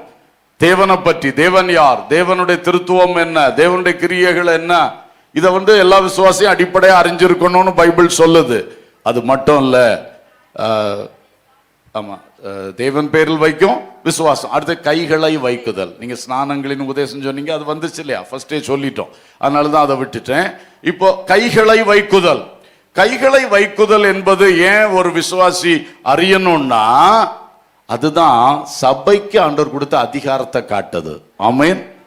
Imparting of blessings, imparting of anointing, அதாவது பிள்ளைகளை ஆசீர்வதிக்கிற கை வைக்கிறோம். அப்போ வந்து ஆசீர்வாதத்தை அவங்க மேல வைக்கிற ஒரு அதிகாரத்தை கர்த்தர் சபையின் மூப்பர்களுக்கு தந்திருக்கிறார். அல்லேலூயா. அதே மாதிரி அபிஷேகத்துல இப்ப பவுல், பேதுரு தலைகளில் கை வச்சாங்க, அவங்க அபிஷேகத்தை, ஆவிய பெற்றுக்கொண்டாங்கன்னு இருக்கு இல்லையா? அது மாதிரி அபிஷேகத்தை, அது மாதிரி ஆர்டினேஷன், நம்ம பொது கன்வென்ஷன்ல எல்டர்ஸ் ஆர்டினேஷன், பாஸ்டர்ஸ் ஆர்டினேஷன் பண்றோம்ல, இதுக்கெல்லாம் பேர் என்னது? கைகளை வைக்குதல். கைகளை வைக்குதல். அதே மாதிரி இன்னொன்னு உண்டு, நடவடிக்கை எடுத்தல். சபைக்கு இடரல் உண்டாக்கும் காரியங்களை செய்யறவங்கள சபையை விட்டு தள்ளி வைக்கிறோம், அதுவும் கைகளை வைக்குதல். சீக்கிரமாய் ஒருவன் மேலும் கைகளை வைக்காத, கவனமா யோசித்து விசாரணை செய்து வையின்னெல்லாம் இருக்கு. அப்போ இது எல்லாம் சேர்ந்த உபதேசத்தை ஒரு விசுவாசி முதல்ல அறிஞ்சிருக்கணும். அப்பதான் பாஸ்டர்னா யாரு, அவருக்கு ஆண்டவர் கொடுத்த அதிகாரம் என்ன, விசுவாசிகள்னா யாரு, அவங்கள எப்படி இருக்கணும். இன்னைக்கு இது தெரியாம பாஸ்டர்மார கொஸ்டின் பண்றதும் பாஸ்டர்மாருக்கு குடைச்சல் கொடுக்கறதும் பெரிய தப்பு. இந்த பைபிள் முழுசும் நீங்க படிச்சு பார்த்தா இதை புரிஞ்சுக்கிடுவீங்க. அதனால இந்த கைகளை வைக்குதல் என்கிற தேவ ஊழியர்களுக்கு, அப்போஸ்தலர்களுக்கு, மூப்பர்களுக்கு, மெய்ப்பர்களுக்கு கர்த்தர் கொடுத்திருக்கிற அதிகாரங்களையும் மக்கள் ஆரம்பம் முதலே அறிந்திருக்க வேண்டும். அல்லேலூயா. கீழ்ப்படிந்து நடக்கணும். தேவன் பெயரில் வைக்கும் விசுவாசம், கைகளை வைக்குதல். அடுத்தது மரித்தோரின் உயிர்த்தெழுதல். இந்த உபதேசத்தை அறிந்திருக்கணும். அடுத்தது நித்திய நியாய தீர்ப்பு. இதனாலையும் ஒரு ஒரு பிலீவர் ஃபர்ஸ்ட்லே அஸ்திபாரமா அறிஞ்சிருக்கணும்னு பைபிள் சொல்லுது. ஆகவே உடனடியாய் செய்ய வேண்டிய அந்த நிறைவேற்ற வேண்டிய நீதிகள், அடுத்தது நம்ம தொடர்ந்து செய்ய வேண்டிய 4 நீதிகள், அடுத்தது நாம் அறிந்திருக்க வேண்டிய தேவ நீதியின் 4 முக்கிய அம்சங்கள். இதெல்லாம் தான் அஸ்திபார உபதேசங்கள். இதுல வந்தா தான் நம்ம சரியா நீதியின் கனிகளை கொடுக்கிறோம். அல்லேலூயா. பைபிள்ல இருக்கிற முழுமையா நான் சொல்றேன். நம்மிடத்தில் குறைகள் உண்டு, அதை நாம் சரி செய்வதற்காகத்தான் இதை கர்த்தர் நமக்கு சொல்லுகிறார். அல்லேலூயா. சரி, நான் நிறைவு செய்கிறேன். இன்னும் ஒரு கனி, ஆவியின் கனிகள். உங்களுக்கு எல்லாருக்கும் தெரியும், கலாத்தியர் 5:22-23 இருக்கிறது. ஆவியின் கனிகள் என்பது நம்முடைய சுபாவங்களை காட்டுது, சுபாவ சீர்திருத்தங்கள். கிறிஸ்துவின் சாயலை நாம் தரிக்கணும்னு சொன்னேன் இல்லையா? கிறிஸ்துவுடைய அந்த அழகான அன்பு, சந்தோஷம், சமாதானம், தயவு, சாந்தம், நீடிய பொறுமை, இச்சையடக்கம் போன்ற ஒவ்வொன்றையும் நம்ம பெற்றுக்கொள்றது, அதுதான் ஆவியின் கனிகள். ஹல்லேலூயா. இப்பொழுது ஜெபிக்கலாமா? இந்த மாதிரி கனி கொடாத கொடிகள் இன்றைக்கு கனி கொடுக்கிறவர்களாய் மாறும்படி, கெட்ட கனிகளை கொடுத்து கொண்டிருக்கிற கொடிகள் இன்றைக்கு நல்ல கனிகளை கொடுக்கிறவர்களாய் மாறும்படி, ஆமேன். கனி கொடுத்து கொண்டிருக்கிறவர்கள் அதிகமான கனிகளை, மிகுந்த கனிகளை கொடுக்கும்படி, மனம் திரும்புதலுக்கேற்ற கனிகளை, நீதியின் கனிகளை, ஆவியின் கனிகளை கொடுக்கும்படி ஒரு விசை சிந்தித்து எல்லாரும் கர்த்தரை நாம் நோக்கி பார்க்கலாம். ஹல்லேலூயா. கர்த்தரை நோக்கி பாருங்கள். ஹல்லேலூயா. நல்ல கனி கொடா மரங்கள் எல்லாம் வெட்டுண்டு அக்கினியில் போடப்படும். நல்ல கனி கொடா மரங்கள் எல்லாம் வெட்டுண்டு அக்கினியில் போடப்படும். ராஜா வருகிறார், ஆயத்தமாவோம். ராஜா வருகிறார், ஆயத்தமாவோம். இயேசு வருகிறார், எதிர்கொண்டு செல்லுவோம். இயேசு வருகிறார், எதிர்கொண்டு செல்லுவோம்.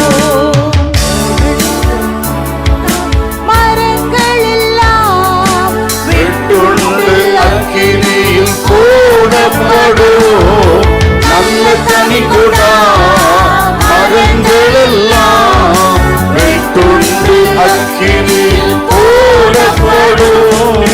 ராஜா வருகிறார். நீதியின் கனிகளை கொடுத்து இடரலற்றவர்களாகவும் துப்புரவானவர்களாகவும் கிறிஸ்துவின் வருகைக்கு நாம் ஆயத்தமாவோம் என்று சொல்லப்பட்ட வார்த்தையை நினைப்போம்.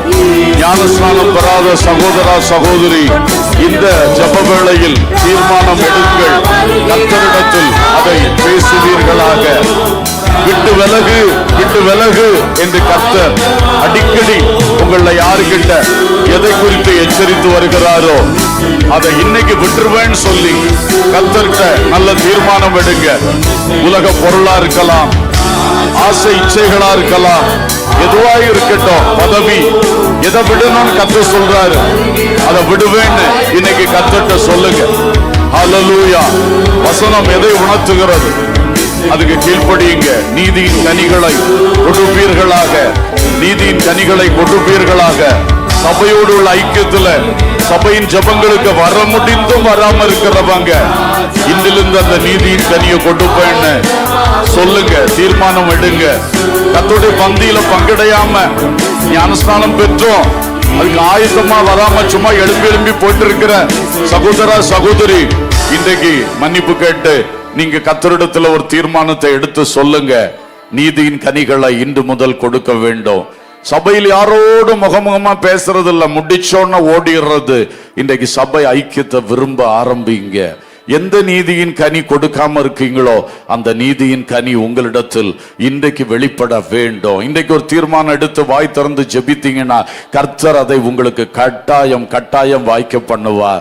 கிறிஸ்துவினால் வருகிற நீதியின் கனிகளால் நீங்கள் நிறைந்தவர்களாக மாறுவீர்களாக. ஒருவேளை மனம் திரும்பியும் இன்னும் அந்த பழைய கெட்ட காரியங்களை, தப்பான காரியங்களை விடலன்னா இன்றைக்கு அதை ஆண்டவரிடத்தில் திரும்பவும் ஒரு விஷயம் அறிக்கை செய்து விட்டு விடுவீர்கள். இந்த ஜெபத்திலே ஒரு முறை அறிக்கை பண்ணுங்க, வீட்டுல போய் ஜெபம் பண்ணுங்க. கர்த்தர் உதவி செய்வார், கண்டிப்பாய் கிரியை செய்வார். ஹல்லேலூயா, ஹல்லேலூயா. எல்லாரும் கரங்களை தட்டி கர்த்தரை ஸ்தோத்திரம் பண்ணுவோமா?